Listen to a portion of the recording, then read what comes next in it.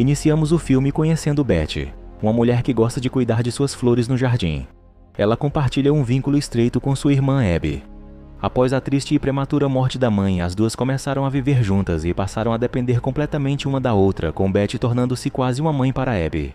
O pai delas está vivo e as ama, mas a presença de Betty significa mais para Abby do que ele. A tragédia acontece quando Betty é diagnosticada com câncer, e os médicos dizem que ela não tem muito tempo de vida. Abby, desesperada para salvá-la, recusa-se a aceitar isso. Ela descobre uma empresa testando um tratamento experimental que afirma curar o câncer, mas o custo está muito além de suas possibilidades. Decidida, Abby aceita um emprego perigoso, mas muito bem remunerado. Apesar de ser geóloga e de todos a desaconselharem, ela não recua. A narrativa desloca-se para o Cáucaso georgiano, uma região montanhosa da Europa limitada ao norte pela Rússia e ao oeste pelo Mar Negro, com trechos sob ocupação russa. Ali, Abby é contratada para procurar urânio, uma atividade arriscada, porém o trabalho paga muito bem. Após meses de trabalho, nada de útil é encontrado. Com a saúde de Betty se agravando a cada dia, Abby sugere ao colega que investiguem mais adiante, mas ele recusa, lembrando que além dali começa território russo, onde não tem permissão. Frustrada, ela recebe pouco depois uma ligação do pai, indignado com suas escolhas arriscadas. Mesmo assim, Abby precisa de dinheiro, e sem qualquer adiantamento da empresa, ela se sente encurralada. Na manhã seguinte, após mais uma busca sem êxito, Abby insiste em adentrar a floresta próxima. O colega a avisa sobre a presença de animais selvagens e recusa acompanhá-la. Abby, porém, exige que ele lhe entregue a arma, afirmando que seguirá sozinha. Não tendo coragem, o homem apenas a observa e em seguida vai embora. No interior da mata, um pavor sinistro a envolve. Então ela percebe uma estranha pedra negra caída no solo. Atraída, apanha-a e vê que é algo diferente de tudo o que já viu. De volta à base, estuda a pedra em segredo. Convencida de que pode valer o suficiente para custear o tratamento de Betty, esconde-a da empresa. Nesse momento, seu pai liga novamente dizendo que Betty está em estado crítico. Abby decide que deve voltar para casa imediatamente. Diz ao colega que pode não voltar, então embarca em um helicóptero deixando a área. Enquanto sobrevoam, o piloto lembra como viveu ali com sua família antes de as forças russas tomarem o controle 15 anos atrás. Minutos depois, Abby percebe algo estranho no céu. Uma formação que à distância lembra um bando de pássaros, mas não é. O objeto atinge o helicóptero, desliga seus sistemas e provoca a queda. Minutos depois, ela recobra a consciência e está ferida. Um dos pilotos já morreu e o outro está gravemente ferido. Ela tenta estancar as feridas do sobrevivente e aciona o rádio, mas o aparelho está inutilizado. Isolada numa região desolada, percebe que o resgate é improvável e o pânico começa a aparecer. Ao consultar o mapa, vê que a estrada mais próxima fica a cerca de 60 km, um percurso difícil. Cuida do piloto o melhor que pode e acende uma fogueira na esperança de ser avistada, mas a noite passa sem socorro. Pela manhã, o segundo piloto também morre, deixando Abby sozinha e em pânico. Consciente de que não sobreviverá se ficar ali, reúne suprimentos dos destroços, inclusive uma arma, determinada a voltar para Betty a qualquer custo. Ao partir, ouve estática e segue o som até encontrar um walkie-talkie funcionando entre os pertences do piloto. O aparelho ainda emite sinais fracos. Usando a bateria do helicóptero, recarrega-o e logo capta uma voz. É John, outro sobrevivente da queda. Aliviada, Abby escuta enquanto ele conta que também caiu naquela área. Descreve um lago cercado por floresta densa, mas diz ter a perna presa e perda de sensibilidade em partes do corpo. A antena de longo alcance dele está quebrada, o que torna o resgate impossível a menos que alguém consiga chegar até ele. Abby verifica o mapa e encontra um lago a cerca de 30 km ao norte. Decide seguir até lá na esperança de usar o rádio de John para pedir ajuda. John a desencoraja, insistindo que ela deveria seguir para o sul. Ir ao norte é perigoso e ele duvida que o equipamento sequer funcionará. Mesmo assim, Abby arrisca. O caminho ao sul levaria tempo demais e ela precisa voltar para Betty. O terreno é áspero e montanhoso, o que atrasa seu avanço. John mantém contato pelo rádio, fazendo perguntas. Ao dizer que é geóloga, ela ouve dele a suposição de que estaria à procura de urânio, o que a surpreende. Abby então fala sobre a doença de Betty. John, também piloto, insinua ter participado de alguma missão, mas evita detalhes. Em seguida, ela continua sua jornada pela dificultosa área montanhosa. Ao cair a noite, Abby improvisa um abrigo para descansar. Mais uma vez, examina a estranha pedra negra que trouxe consigo e, para seu choque, ela se move e muda de forma na palma de sua mão, como se estivesse viva ou fosse algum tipo de tecnologia avançada. A descoberta a aterroriza. Enquanto isso, a calma de John permanece desconcertante.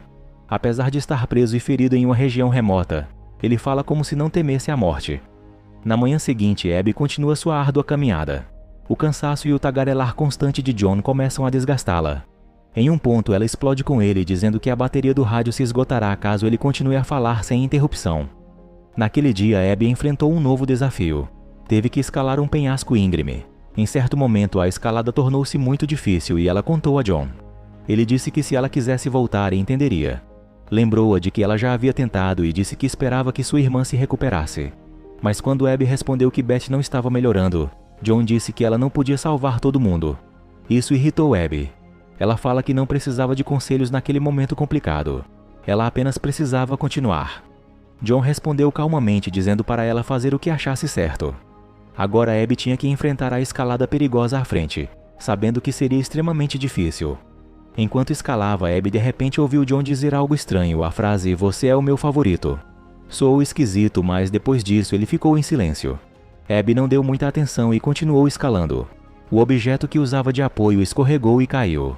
Então, desprovida de qualquer instrumento perfurante, recordou-se logo da enigmática pedra capaz de remodelar-se. Rapidamente a moldou e a encaixou num orifício, usando-a como apoio para erguer-se. Ela até a moldou em uma corda que carregou enquanto subia mais alto. Finalmente ela alcançou o topo da montanha. A estranha pedra já a havia surpreendido, mas ela não teve tempo para parar. Olhando através de seus binóculos, avistou novamente os objetos escuros e à distância viu claramente uma base militar. Antes de seguir adiante, acendeu uma fogueira e marcou uma seta no chão para que, se alguém viesse à procura, soubesse onde ela havia ido. Mas quando começou a descer de volta, John entrou em contato novamente. Avisou que ela estava indo para território inimigo e que, se entrasse, seria alvejada à vista. John disse que nenhuma ajuda viria daquela direção. Ao ouvir isso, Abby ficou muito assustada. De repente, seu pé escorrega e ela despencou ladeira abaixo, ferindo-se gravemente a perna. Sem pensamentos de parar, ela a amarrou firmemente com um pano e continuou. Um pouco mais à frente, ela encontra uma área de casas abandonada. O frio é intenso e Abby entra em uma das casas para passar a noite. Com fome, encontrou alguma comida, mas estava estragada. Naquela noite, tratou da perna ferida e tomou uma dose de morfina. Na manhã seguinte, ao acordar, ela ouviu um som. Ao verificar, ela vê um soldado russo nas proximidades. Assustada, escondeu-se rapidamente. O soldado mostrou-se desconfiado e entrou na casa para revistar. Abby tinha uma arma e, assim que ele entrou, apontou para ele. O medo dominou e ela atirou em sua perna, embora ele não tivesse a intenção de machucá-la. Pegou seu fuzil e exigiu sua mochila. Para sua surpresa, dentro havia o mesmo tipo de pedra estranha que ela carregava. Então, pelo radiocomunicador do soldado, um homem chamado Ivan falou. Abby percebeu que Ivan e John eram a mesma pessoa, mudando de nome enquanto conversavam com ela. De algum modo, tudo estava conectado às pedras.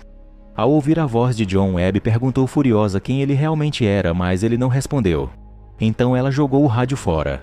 Em seguida, ajudou o soldado ferido e disse que ele devia levá-la à base se quisesse sua ajuda. O soldado, que estava perdido enquanto buscava abrigo, concordou.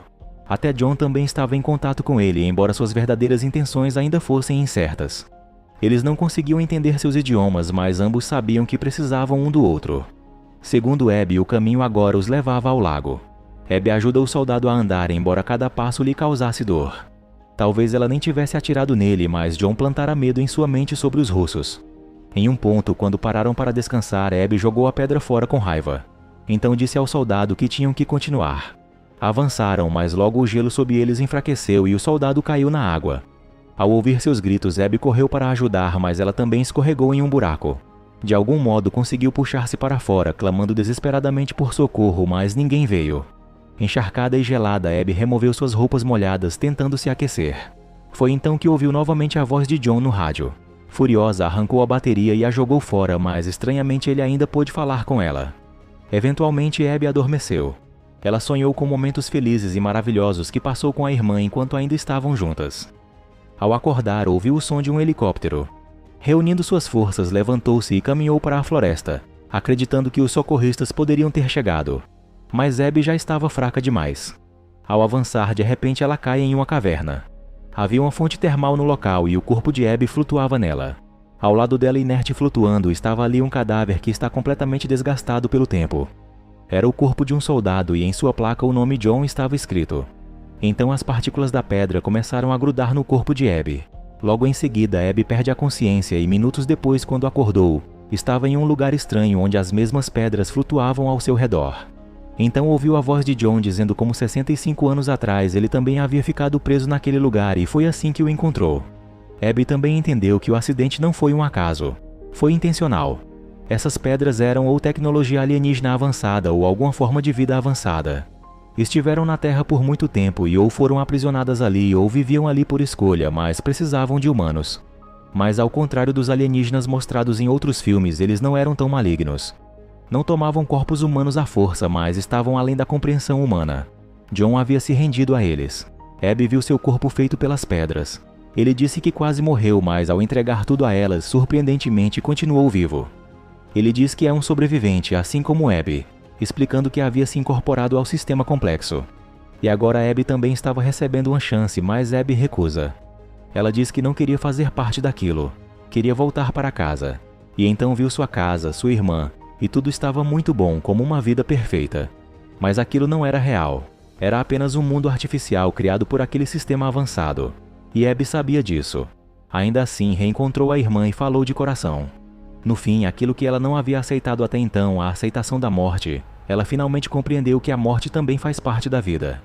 A forma de vida alienígena esforçou-se para fazer Abby se render voluntariamente, mas Abby não concordou e abriu a porta de sua casa.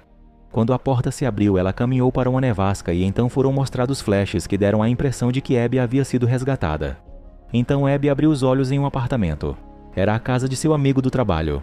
Ele disse que ela havia sido resgatada, mas Abby ainda queria voltar para casa para sua irmã.